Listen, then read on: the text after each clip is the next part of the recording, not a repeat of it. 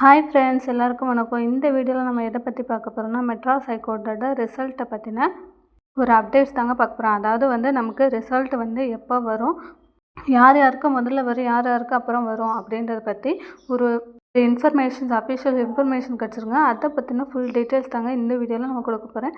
நம்ம சேனலை first time பார்க்குறவங்க சேனலை சப்ஸ்கிரைப் பண்ணிட்டு பாருங்கள்.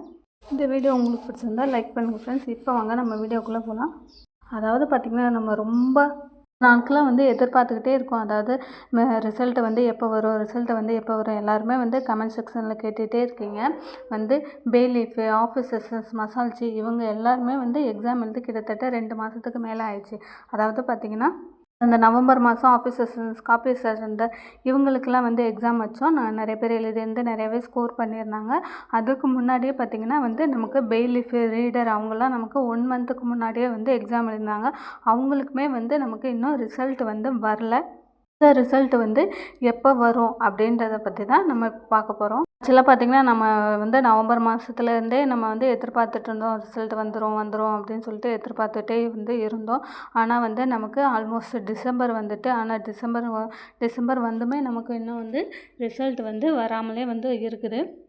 ஆனால் இப்போ ரீசெண்டாக பார்த்திங்கன்னா நமக்கு மெட்ராஸ் ஹைகோர்ட் கவர்மெண்ட்லேருந்து ஒரு ரிசல்ட் வெளியிட்டிருக்காங்க. அதாவது அது யாருக்குன்னு பார்த்திங்கன்னா, டிரைவர் வேக்கன்சி.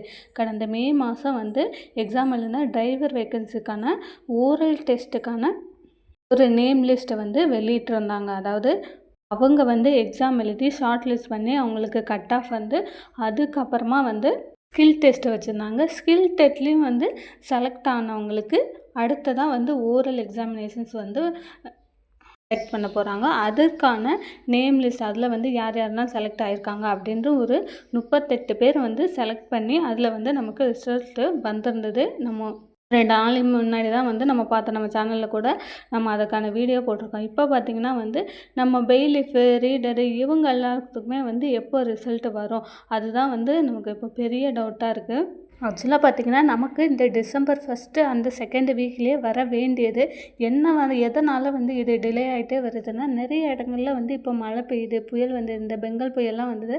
அதுலேயே நமக்கு இன்னும் கொஞ்ச நாள் டிலே ஆகிட்டே வருது. இப்போவும் பார்த்திங்கன்னா, மறுபடியும் எல்லா ஊர்களையுமே மழை பெஞ்சிட்டு வருது.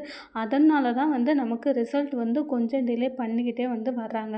அதாவது பார்த்திங்கன்னா, நம்ம எல்லாருக்குமே ஒட்டுமொத்தமாக தான் ரிசல்ட் வெளியிடுவாங்க. அதாவது அவங்க பெய்லீஃபு, ரீடரு, எக்ஸாமினர் இவங்க தனியாக எழுதிட்டாங்க. ஆஃபீஸர்ஸ், மசால்ச்சி, வாட்ச்மேன் இவங்கெல்லாம் தனியாக ஒரு டேட்டில் எழுதியிருந்தாங்க. ஆனால் இப்போ பார்த்திங்கன்னா, நமக்கு எல்லாமே ஆல்மோஸ்ட் ஓஎம்ஆர் ஷீட் எல்லாமே நமக்கு திருத்திட்டாங்க. நமக்கு எல்லாமே லிஸ்ட்டு ரெடி ஆயிடுச்சு. ஆனால் இந்த மழையின் காரணமாக ஏதோ ஒரு ரீசனால் நமக்கு டிலே ஆகிட்டே வருது. ஆனால் இந்த டிலே நமக்கு ரொம்ப டிலே ஆகிட்டே போகுமானா, கண்டிப்பாக டிலே ஆகிட்டே போகாது. கண்டிப்பாக இன்னொரு 1 வீக் ஆர் 2 டிசம்பர் 20க்குள்ளே நமக்கு ரிசல்ட் கண்டிப்பாக வெளியிடுவாங்க. ஏன்னு பார்த்திங்கன்னா, இதுக்கப்புறம் நமக்கு நிறைய ப்ராசஸிங் நிறையவே இருக்குது. அதாவது பார்த்திங்கன்னா, இதுக்கப்புறம் பார்த்திங்கன்னா, நமக்கு ப்ராக்டிக்கல் எக்ஸாம் இருக்குது, ரீடர் அவங்களுக்குலாம் வைவா இன்டர்வியூ இருக்குது. அந்த மாதிரி நிறைய ப்ராசஸ் இருக்கிறதுனால நமக்கு கண்டிப்பாக டிலே பண்ண மாட்டாங்க தான் நாங்கள் நினைக்கிறோம். ஏன்னு பார்த்திங்கன்னா, நம்ம அடுத்து ப்ராக்டிக்கல் இருக்குது, அதுக்கப்புறம் ஸ்கில் டெஸ்ட் இருக்குது. ஒவ்வொன்றுத்துக்குமே நமக்கு இப்போ ரிசல்ட் வெளியிட்டாங்கன்னா அதுக்கப்புறம் கட் ஆஃப் வரணும். கட் ஆஃபுக்கு அப்புறம் யார் யாரெல்லாம் செலக்ட் ஆகியிருக்காங்க அவங்க நெக்ஸ்ட்டு ப்ராக்டிக்கல் போகணும். அதுக்கான லிஸ்ட்டு வெளியிடணும்.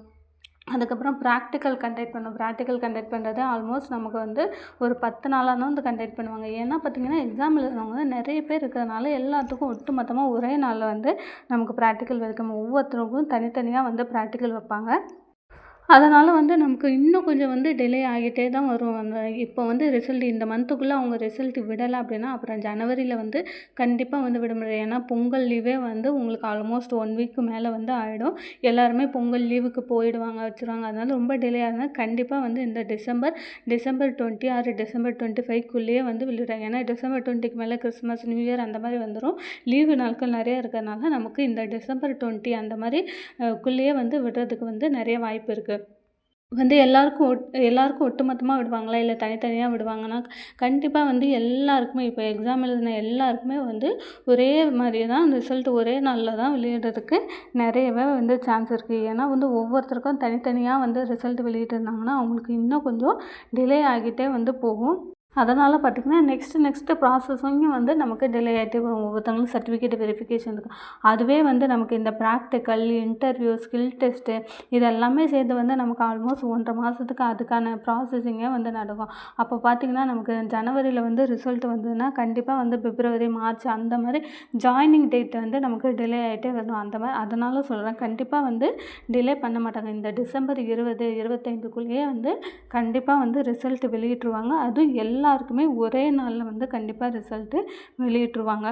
ரிசல்ட் வரலையே அப்படின்னு சொல்லி நெக்ஸ்ட்டு ப்ராக்டிக்கலுக்கு யாருமே ப்ரிப்பேர் ஆகாமல் எதுவும் படிக்காமல் வைக்காமல் இந்த ப்ராக்டிக்கலை பொறுத்தவரைக்கும் நமக்கு எல்லாமே தெரிஞ்ச விஷயந்தான், வந்து ரொம்ப ஈஸியாக தான் இருந்தாலுமே வந்து நம்ம ஒரு ப்ரிப்பேர் பண்ணி வச்சுக்கிறது ரொம்ப ரொம்ப நல்லா இருக்கும். என்னென்ன சர்டிஃபிகேட் வந்து இல்லையோ நம்ம சர்டிஃபிகேட் வெரிஃபிகேஷன்ஸ் வந்து போகும்போது வந்து நம்ம ஃபஸ்ட்டு ப்ரையாரிட்டிக்கு என்னென்ன சர்டிஃபிகேட் கொடுத்தோமோ அது எல்லாமே வந்து நம்ம இந்த டைமில் இவ்வளோ கேப் கொடுக்குறாங்க, இந்த டைமில் வந்து நம்ம ரெடி பண்ணி வச்சுக்கிறது ரொம்பவே வந்து நல்லதாக இருக்கும்.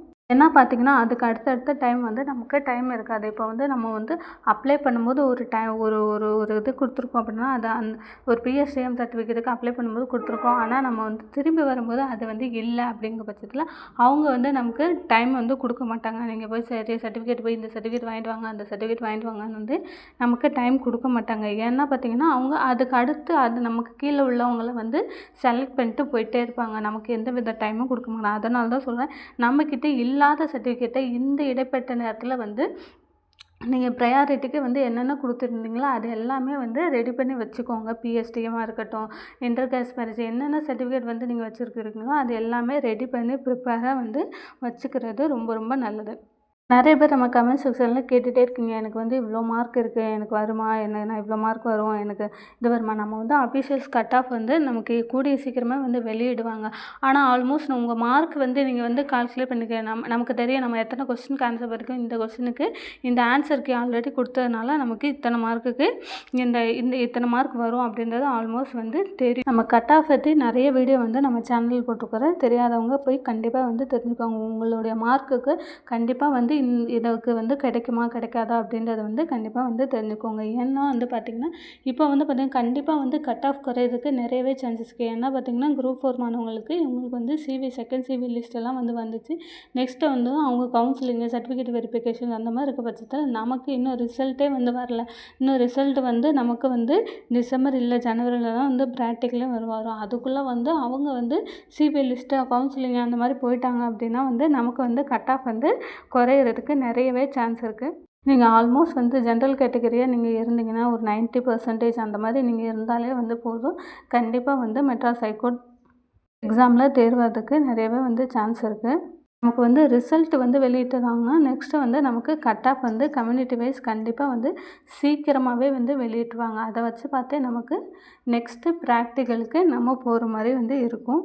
இந்த வீடியோ உங்களுக்கு பிடிச்சிருந்தா லைக் பண்ணுங்கள் ஃப்ரெண்ட்ஸ். தேங்க்யூ.